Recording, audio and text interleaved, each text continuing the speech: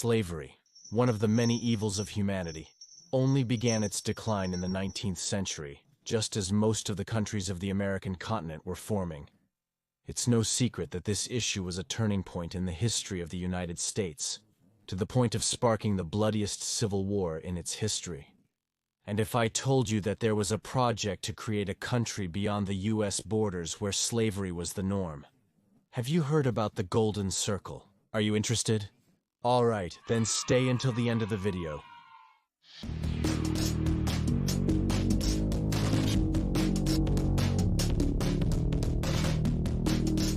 To understand the background of today's topic, we need to know about the Knights of the Golden Circle, or Knights of the Golden Circle for short, a secret society founded in 1854 by the American George Washington. No, not that one, George Washington Bickley. His goal, to create a country known as the Golden Circle, centered in Havana, Cuba, with a diameter of about 497 miles around it.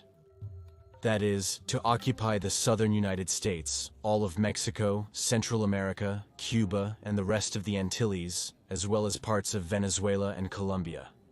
Although the Knights of the Golden Circle housed very few members, they were all people with a lot of money and power, mainly large slave-owning landowners from the southern states. Due to its secretive nature, very little is known about the members who founded it. Some alleged Knights of the Golden Circle were the President of the Confederate States Jefferson Davis or General Nathan Forrest. And the truth is that the ideas of the Knights of the Golden Circle were not only in this organization, but also in other factions of the United States. One was led by Pierre Solé, who through the Austin Manifesto describes the need for Cuba to be annexed to the United States. And I express the need for you to subscribe to my channel. Not only for a geostrategic reason, but it was still a Spanish territory where slave labor existed. Hence, the Knights of the Golden Circle wanted to consider Havana as its proposed capital. But the most representative precedent was that of the filibuster William Walker, who in 1853 unsuccessfully invited to conquer the territories of Sonora and Baja California in Mexico, and then successfully established himself in Nicaragua, where he obtained the position of president. Although there was no evidence that Walker was part of the Knights of the Golden Circle, his objectives and methods had much in common with the Knights of the Golden Circle, as during his short term in Nicaragua, he legalized slavery, and his goal was to expand his power throughout Central America.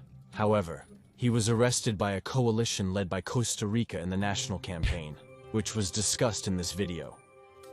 Speaking of the actions of the Knights of the Golden Circle itself, their attempt to come to power in the United States stands out. It turns out that several members of the order were part of the administration of President James Buchanan, predecessor of Abraham Lincoln. Among them, the Secretary of War John Floyd, the Treasurer Howell Cobb, and the Vice President John Breckinridge himself. The change of command was on March 4, 1861. Their plan was to capture Lincoln in Baltimore before he reached Washington and thus proclaim Breckinridge as president. Floyd used his position to move certain troops, but in the end, they did not achieve their goal. Lincoln took power shortly after the Declaration of Independence of the Confederate States of America, a country that, as you can imagine, we could not fail to mention in this video. In case you haven't seen this video yet, the Confederate States of America was a country formed at its greatest extent by 11 states that proclaimed their secession from the United States. The main reason for this separation was the belief that white supremacy and the institution of slavery were threatened by Lincoln's liberal policies. It's also important to note that in the southern states, being less industrialized than the northern ones, slavery played a more important role in their economies, so they refused to abolish it.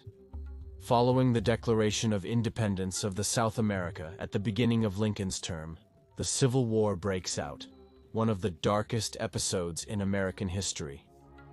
The role of the Knights of the Golden Circle was to unconditionally support the Confederate forces, mainly in an economic way. Castles were established in East Texas and Louisiana. There were also some knights who enlisted in the Confederate troops and others who contributed with espionage actions.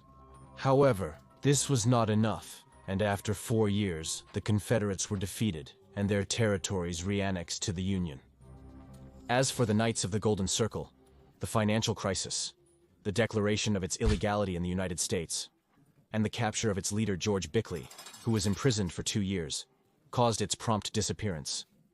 Rumors tell that before being dismantled, the last members hid the gold they kept in various places, hoping that one day they could finance a second civil war, which never happened.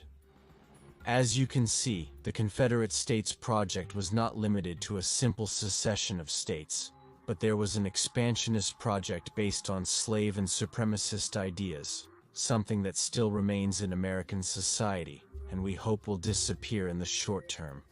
How do you think history would have been if the South America had prevailed? Would they have completed the Golden Circle project? Don't forget to leave your comment and subscribe to the channel. Also, I leave in the description my social networks, and in case you want to see the new videos in pre-release and have a greater interaction with me, your donations on Patreon, unamanito.net, or channel members are welcome. Until next time.